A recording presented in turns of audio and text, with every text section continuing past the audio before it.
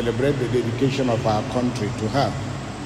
But I'd like to read out to you a message to Nigeria and to Nigerians. So you will find that it is not a sermon as such, but it is a sermon about where we are. I want to first thank God Almighty, the Father of all creation and the Maker of heaven and earth. Strange as it may sound, I'd like to thank the colonial masters who wove our diverse peoples together and for all the efforts that they put into ensuring that our country had everything a people had to launch itself into a modern state. It is also time to thank those brave and selfless missionaries who laid the foundation of our modern civilization by providing us with high-quality education even before the colonial masters arrived at our country. We must appreciate the context of colonialism and the fact that its driving philosophy was the exploitation of our resources, and we must concede that they laid the foundation for extracting our resources for the development of their own country. Their interests were buried in the womb of the country that they created. However, today, we have destroyed the institutions that the colonial administration created, and we have distorted the image of our own development. On October 1st, 1960, when we became independent, our joy clearly knew no end. It was my first year in primary school. We all turned out as neat as we could afford to hear our headmaster talk to us about the terrible white men who had come and stolen our land. I didn't understand this because I never saw anyone stop my father and other members of my community from going to their farms. I didn't understand this because we were playing around freely with no let or hindrance. I saw no policemen around, and we played freely in our village. So I thought to myself, which land did these white people come to steal? I had seen only 2 white men in my entire life. Both of them were priests, even though I did not know fully what a Catholic priest was. But they were good men, and we were told they came from a very far country, and we knew from their skin that they didn't look like us. In fact, it is said that when one thief man saw the first white man, he ran to his house, fetched water, started pouring on the white man because he thought the poor man had fallen inside fire. The white men or the priests I saw had built a church and a school in our village. And that was the first building that I saw that was not touched with grass. It was impossible for me to understand how any white man could be so wicked to steal our land. The teacher talked about a new song. We will later realize it's called an anthem, which we were supposed to sing in praise of our dear country and our freedom, even though I did not see anything that was new. I had no idea that what was being said in the song. I had no idea about what was being said in the song. And all we did as children was to try and murmur something in excitement. The greatest treasure was the little flags and cups that were distributed to all of us. Holding the first cup in my life, and waving a little flag seemed like a great contradiction to the headmaster's portrayal of the white man as a thief. We soon learned the name of our new Prime Minister, Sir Abubakar Tafawa Balewa, the man who came to be known as the Golden Voice of Africa. In his speech on October 1st, and I encourage you to read it, the Prime Minister announced that, quote, "Our new day had arrived," and he promised to dedicate his life to the service of his country. The Prime Minister also noted that our country had emerged without bitterness and bloodshed. Those are his words.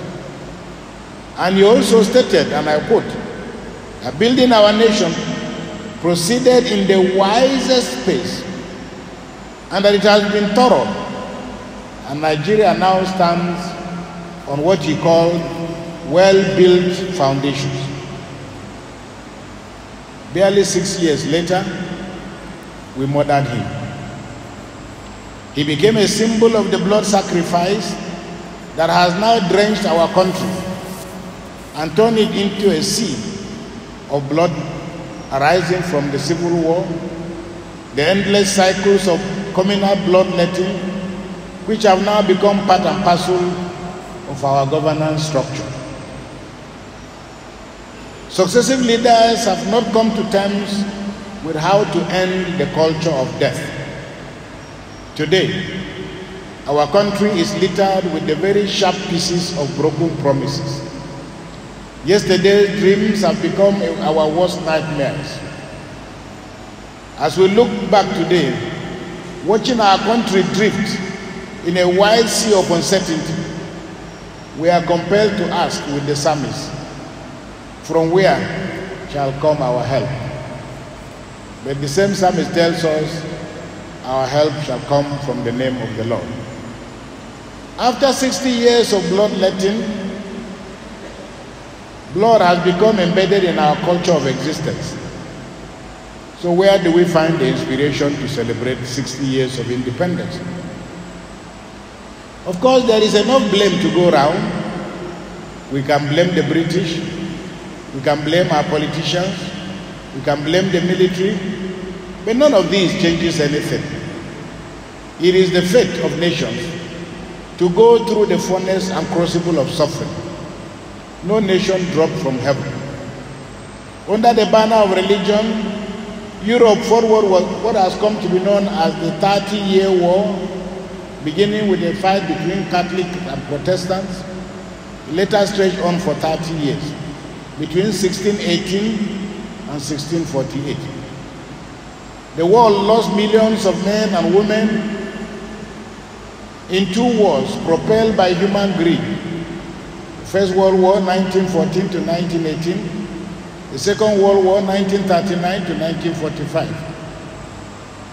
Fleeing from the Kuomintang army in 1934, Mao Zedong led his people on the famous Long March, straightening what many have said in history between 4,000 and 5,000 miles, between 1934 and 1935. It's almost like trekking from here to London.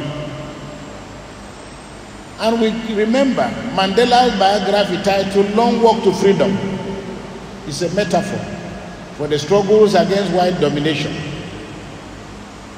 My dear brothers and sisters, journeys to greatness require more than just good people.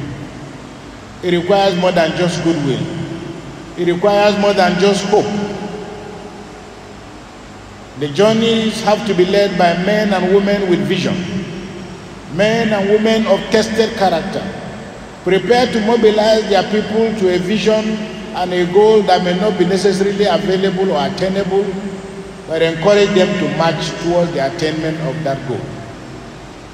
It is against this backdrop that every year a nation celebrates its independence, just like a man celebrating his birthday, a woman celebrating her birthday, a man celebrating his wedding anniversary, a woman celebrating the wedding anniversary. Each anniversary calls on us to do introspection. How far have we traveled on the road we set for ourselves? It is easy to say that we have been an unlucky country because the evidence is glaring. Indeed, one of our presidents marveled at how Nigeria, that had taken so much beating, was still standing, unable to collapse. In spite of the huge resources after 60 years, today, as citizens, we cannot feed ourselves. Excuse me. Today, after 60 years, our people are not safe. Today, after 60 years, our nation is still in darkness. Today, after 60 years, we cannot communicate with one another by means of roads and railways. Today, after 60 years, our nation has become at best a death trap. We are ordinary citizens, are haunted by marauders and murderers. What we inherited even from the British, we have either stolen, broken, or thrown away. The nation is now a wasteland littered with white elephant projects, conceived and abandoned, but all paid for. Governance, at best, in Nigeria has become not a call to service, but a criminal enterprise for self-appropriation and self-improvement. No nation has ever taken a shortcut to success, not because nations have not tried, but simply because there are no shortcuts that are available. The military, perhaps even worse than the colonial administration, destroyed the very foundations of our democracy, the foundations of our bureaucracy, the foundations of public service, by introducing a culture of arbitrariness and lawlessness, in which violence was the only means to power. A combination of these laid the foundation for corruption as the worst manifestation of the total lack of accountability. To be sure, when General Abdul Salam broke with the military tradition of clutching to power in 1999, he did lay a foundation for the return of the country to democracy and hopefully an end to military rule. We thank God, looking back, that after 20 years, we have conducted 5 back-to-back elections, even within the most controversial circumstances and despite the violence. After 16 years of being ruled by one political party, the nation decided it was fed up with the arrogance and blatant thieving and looting mentality that had become the political culture of the time. The citizens of Nigeria made a radical and unprecedented turn. And thus, in 2014, the unexpected happened, namely, a sitting president in Africa would concede defeat against the run of play, and even well before the tally of votes had come in. The nation, well across ethnic, religious, regional, and class lines, believed our worst nightmare was over. The incoming president had campaigned on a rich menu of promises, promising to bring back the Chibok girls, promises to end corruption, promising to end Boko Haram, promising to end poverty, promising to unite our country. Indeed, he had ushered in so much lofty hope to uphold the Constitution when he said in his inaugural speech on May 29, 2015, I will belong to everyone and to no one. We all took these promises and we looked up in hope to a man who had campaigned on the key philosophy of integrity and character. Today, the tide has woefully turned. The president has turned his back on almost all the key promises he made to the people of Nigeria during the campaign. Today, our country now looks like a boiling pot in which everyone is struggling to escape. Nepotism has become the new ideology of this government. In following this ideology, it is estimated, and it's very interesting, this statement was made by a northern Muslim journalist, that the president has handed over 85% of key appointments to northern Muslims, and has ensured that men of his faith hold tight to the reins of power in the most critical areas of our national life, such as the National Assembly and the security agencies. In Chapter 2 of our Constitution, under fundamental objectives and directive principles of state policy, the Constitution states very clearly and unambiguously in Section 13, and I quote, "It shall be the duty and the responsibility of all organs of government and of all authorities and persons exercising legislative, executive, judicial powers to conform to, observe, and apply the provisions of this chapter of the Constitution." From the President to the least public office holder,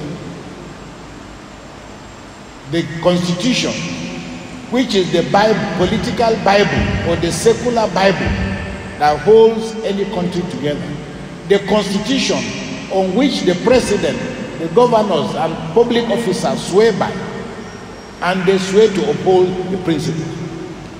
Section 14, subsection 1 says, and I quote, "The Federal Republic of Nigeria shall be a state based on the principles of democracy and social justice."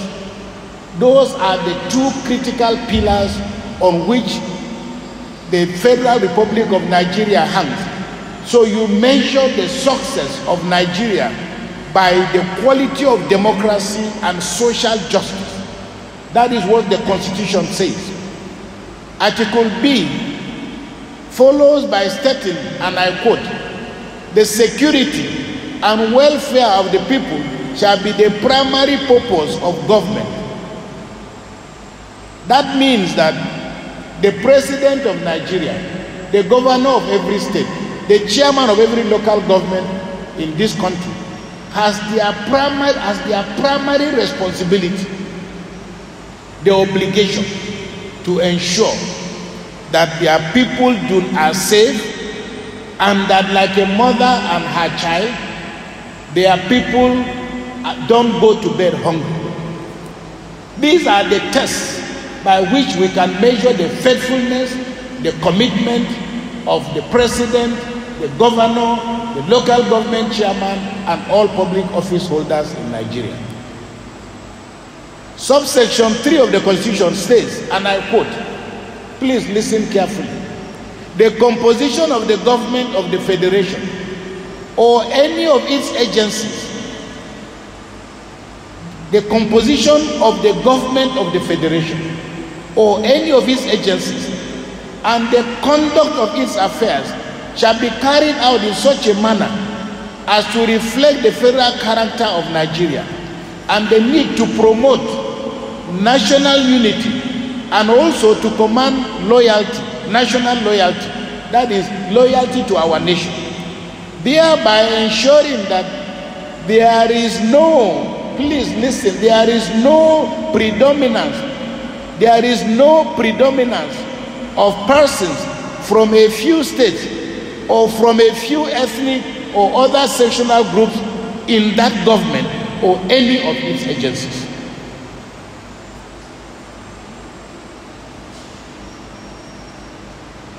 This is a constitution the President and everybody holding office swore by.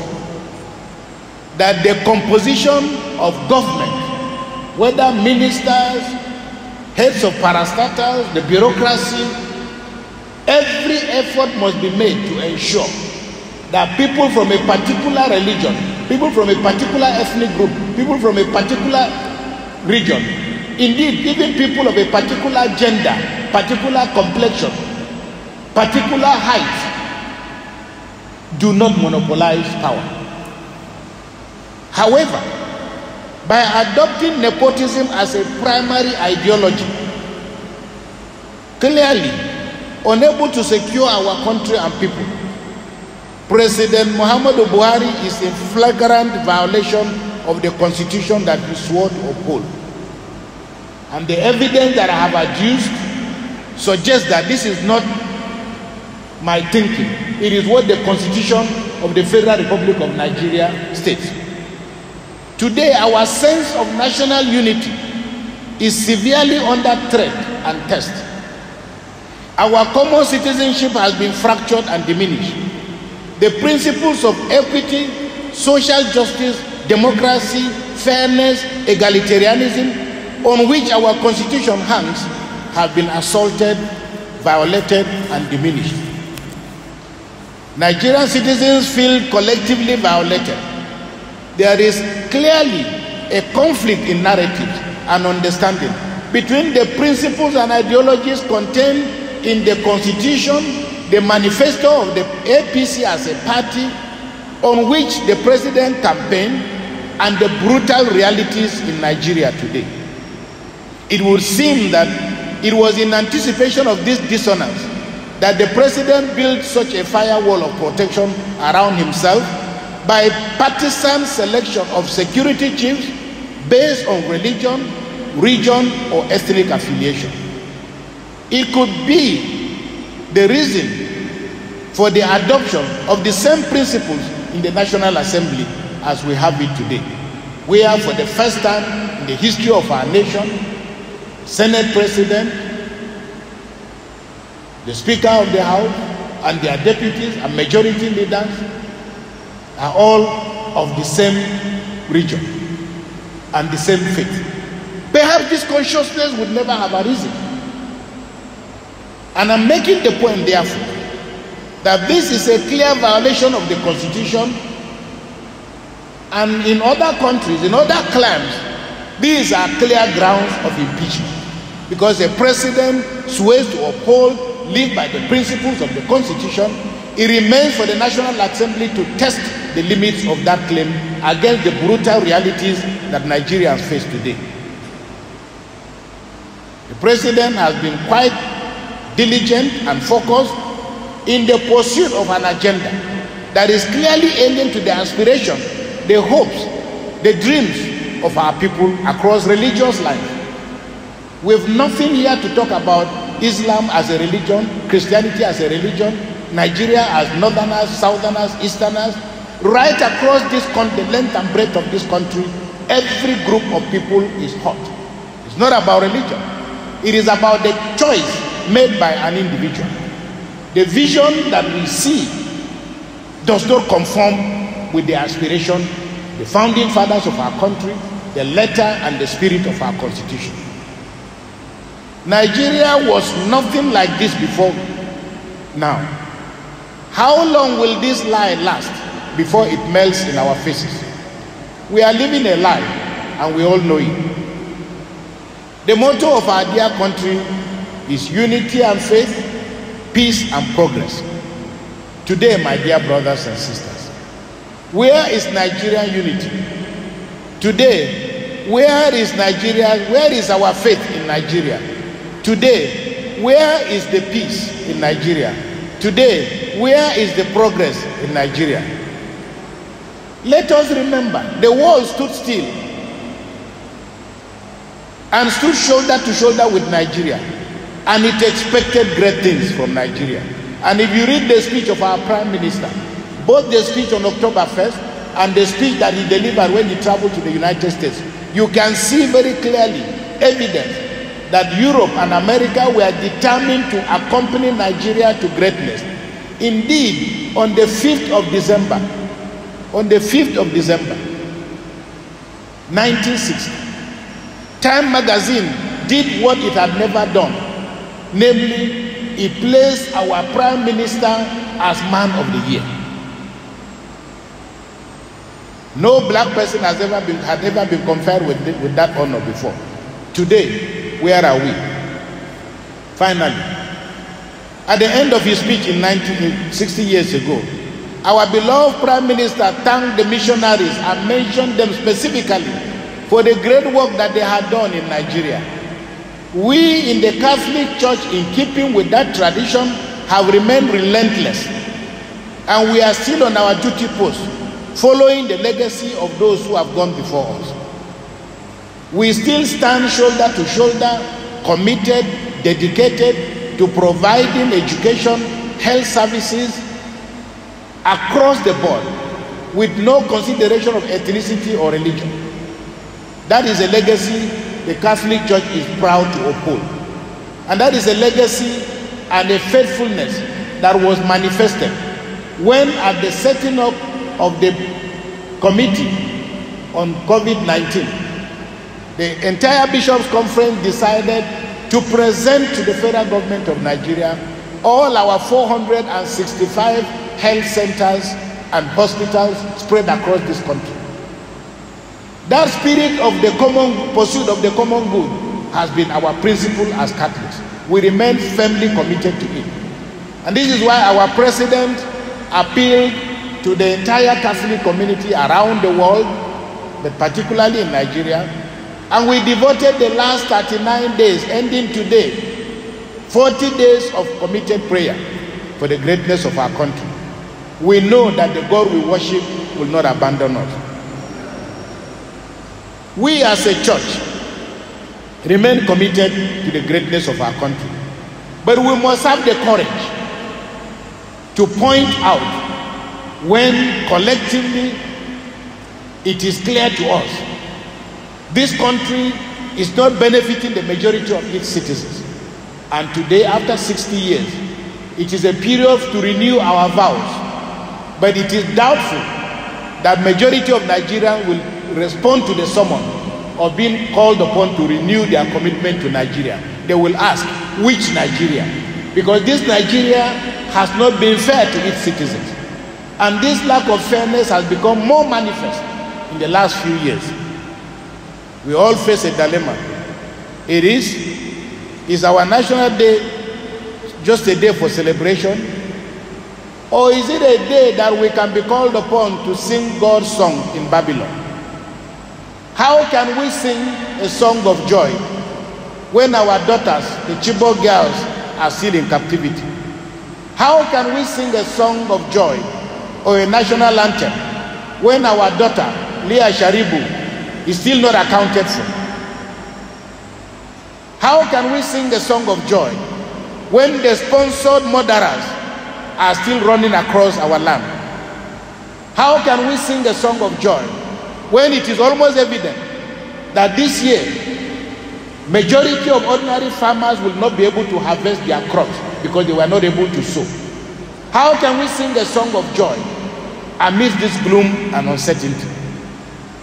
Mr. President, I want to appeal to you. Our country is now literally a pool of blood. Please reset the clock before it is too late. I pray for you, and Nigerians continue to pray for you, that you turn your attention from those hypocrites who see the failure of the Nigerian state as politics. We see it as a matter of life and death. This is not the Nigeria we dreamt of. This is not the Nigeria, Mr. President, that you fought in a war and gave your life and tried to give your life. With hope in God, but with sorrow in my heart as a Nigerian, I say to Nigerians, let us stand together in hope, in love, and in confidence.